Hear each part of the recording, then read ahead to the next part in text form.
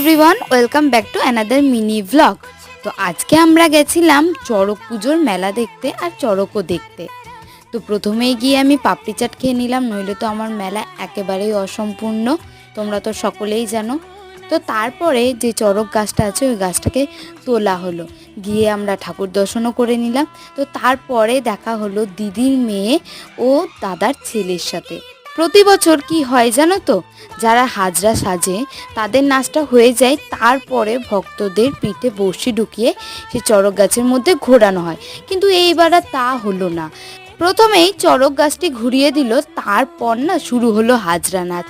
একে একে সবাই নাচতে শুরু করলো, আর অনেক রকম ভিন্ন সাজে সেজেছিল জানো তো, সকালে যেমন দেখেছিলাম তেমনটা না। আর তারপর তো কি, চড়কের মেলা টেলা দেখে চলে আসলাম একটা মকটেল নিয়ে বাড়ি। তো থ্যাঙ্কস ফর ওয়াচিং, ভিডিওটা এই পর্যন্তই। জয় গোপাল, রাধে রাধে।